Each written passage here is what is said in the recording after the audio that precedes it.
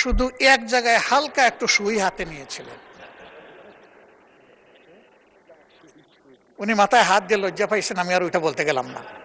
আমার মতো গুরু সাদা লোক এখানে খুব কম। তো এই দিক থেকে অনুরোধ করছি যে আসেন ওই ঠেলা ধাক্কার রাজনীতি এখানে বাদ দিই। আজকে আমি ধন্যবাদ জানাই মাননীয় প্রতিমন্ত্রীকে। সেদিন তিনি আমাকে চাচা বলেছিলেন, জানি না আমার বয়স হতো কিনা। তা আমি যশোরে তাকে বুকে টেনে নিয়েছিলাম, আর তিনি যথার্থই স্মরণ রেখেছেন। যশোরের ডাব থেকে পানি বের করেই আমি ওনাকে পান করিয়েছিলাম। আমি ঢাকা থেকে নেইনি ওটা। আলহামদুলিল্লাহ, তিনি যে মনে রেখেছেন এই জন্য তাকে ধন্যবাদ। তিনি খুবই পজিটিভ অ্যাপ্রোচে আজকে কথা বলেছেন এবং আমি মনে করি যে একটা রিয়েলিস্টিক বক্তব্য রেখেছেন। শুধু এক জায়গায় হালকা একটু সুই হাতে নিয়েছিলেন। উনি মাথায় হাত দিয়ে লজ্জা পাইছেন, আমি আর ওইটা বলতে গেলাম না। আসলে চালাক লোকেরা কি বলে, একটা কঠিন গালি দেওয়ার পরে বলে যে আমি গালি দেওয়া পছন্দ করি না। যেটা আমি পছন্দ করি না এটা আমি করবই না। এই সংসদে আমরা প্রথম দিনই অনুরোধ করেছিলাম যে আমরা আসুন জনকল্যাণে কথা বলি। আমরা পরস্পরকে দোষারোপ কিংবা character assassination either party or person আমরা ওই দিকে না যাই। কিন্তু এখনো বন্ধ হয়নি। মাত্রা বোধহয় কিছু কমে এসেছে, ঠিক 8 মাত্রার ভূমিকম্প না, কিন্তু 4-5 মাত্রায় এখনো কিন্তু ভাইব্রেট করতেছে।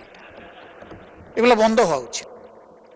আমরা কনস্ট্রাকটিভ হই, সরকারি দলও কনস্ট্রাকটিভ হোক, আমরাও কনস্ট্রাকটিভ, সেইভাবে বিষয়গুলোকে আমরা রিজলভ করি এবং আমরা পারবো। কেন পারবো না?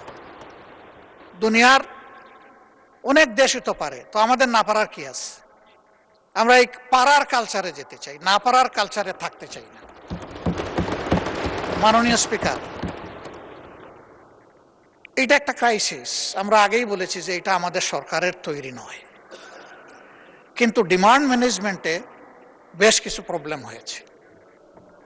এই জায়গায় যদি আমরা সবাই ওপেন হার্ট নিয়ে বসতে পারতাম, কথা বলতে পারতাম, যদি কমন প্ল্যাটফর্ম থেকে অ্যাড্রেস করতে পারতাম, মানুষ একটা আস্থার জায়গা খুঁজে পেত এবং আমরা বাস্তবধর্মী অ্যাড্রেস করতাম।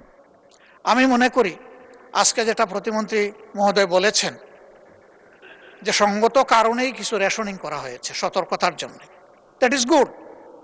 সেই কথাটা আমরা একসাথে বলতাম, কিন্তু প্রথম দিন তো এই বিবৃতি আসেনি। প্রথম দিন এসেছে অন্যরকম। অলরেডি আমার কলিগ বলেছেন, আমরা পাম্পে গিয়েছি, জিজ্ঞেস করেছি যে আপনারা জ্বালানি আগের চাইতে বেশি বিক্রি করছেন। কই মোটেই না, পাই 1/3 বিক্রি করবো কেমনে বেশি, আমরা যা পাই তাই আমরা বিক্রি করি। তবে কিছু অসৎ লোক সবসময় সুযোগ নেয়। এই ধরনের পরিস্থিতি যখন আসে ওরা সুযোগের অপেক্ষায় একদম খাপ ধরে বসে থাকে। আমি বলবো সেই লোক আমি হলে আমাকে ছাড় দেবেন না। জাতির স্বার্থে আমি হইলে আমাকে ধরুন, পাকড়াও করুন, বরঞ্চ সাধারণ মানুষের চাইতে আমাকে আরো বেশি করে এক্সপোজ করে দেন। যারা অসৎ তারা কোনো দলের হতে পারে না।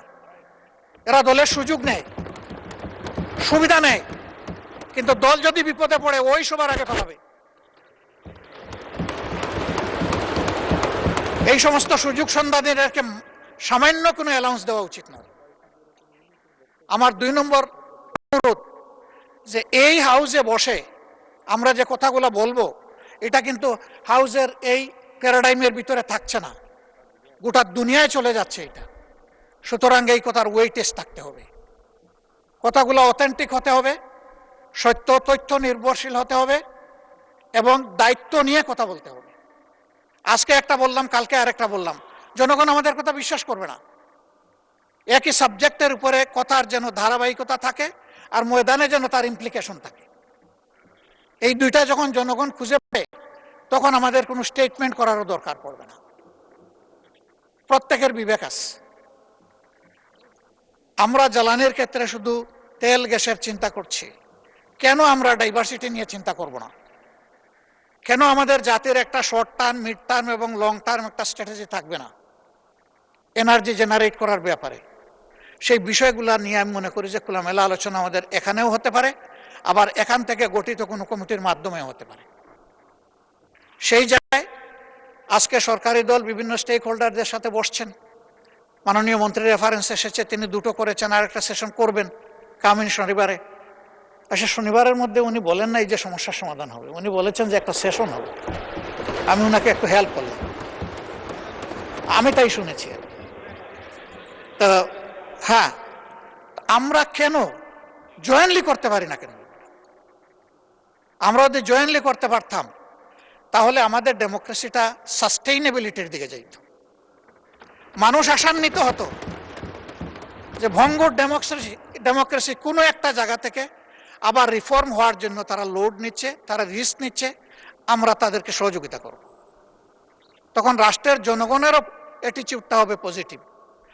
আমরা ভালো হয়ে গেলে দেশ ভালো হয়ে যাবে, এটাই স্বাভাবিক। এই জায়গাটা যতদিন পর্যন্ত ভালো হতে পারবে না ততদিন পর্যন্ত দেশও ভালো হবে না। আমি কিছু ম্যাটেরিয়ালস আজকে রেডি করে নিয়ে এসেছিলাম, কিন্তু মাননীয় প্রতিমন্ত্রী আমার ম্যাটেরিয়ালস সব কিছু বাসায় দিচ্ছে। আমি আসলেই কখনো এটা বলতে চাই না যে আমার গ্লাসের অর্ধেক খালি। আমি সব সময় বলতে চাই আমার গ্লাসের অর্ধেক ভরা আছে, কাজেই বাকিটাও আমাকে ভরতে হবে।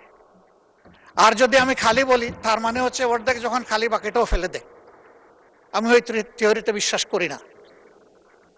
আসেন আমরা পজিটিভ অ্যাটিটিউডে, সরকারি দল বিরোধী দল বড় কথা নয়, এই হাউস বড় কথা। এই হাউসকে নিয়ে মুভ করি, আমরা মনটা ওপেন করি। আর আমি অতি বিনয়ের সাথে অনুরোধ করব, বয়স যাই হোক আমার কিন্তু সবগুলা সাদা, আমার মতো ব্রু সাদা লোক এখানে খুব কম। তো এই দিক থেকে অনুরোধ করছি যে আসেন ওই ঠেলা ধাক্কার রাজনীতি এখানে বাদ দিই। এই জায়গায় আমরা সিনসিয়ার টক করি, পরস্পরকে রেসপেক্ট করি। আমরা যদি মিউচুয়াল রেসপেক্টটা শো করতে পারি, পুরা হাউস রেসপেক্টেড হবে। আমরা ওই জায়গাটায় যেতে চাই। উস্কানি আমাদেরকে দেয় অনেকে, এই গরম কাণ্ড ঘটান, ওইটা ঘটান, ওইটা ঘটান, আপনারা কি বিরোধী দল হইলেন? তাই আমি বলি যে ভাই, আমার তো যোগ্যতার পুঁজি এতটুকুই, আপনার পুঁজি দিয়ে যদি একটু সাহায্য করতেন। আল্লাহ আমাকে যে মুখ দিয়েছেন, আপনার দুটি ঠোঁট, তাইলে আমার এখানে জোড়া দিয়ে দেন, আমি আপনার ভাষায় কথা বলবো। আমি তো আল্লাহর দেওয়া আমার জিহ্বা, আমার ঠোঁটের ভাষায় আমি কথা বলবো, যেটা আল্লাহ আমাকে দিয়েছে। তা আমি সবাইকে অনুরোধ করব যে আমরা রংপুরের ঝাঁঝালো মরিচের কথা ভুলে যাই। আসুন সুন্দরবনের মোদিটা একটু আমরা ঠোঁটে লাগাই।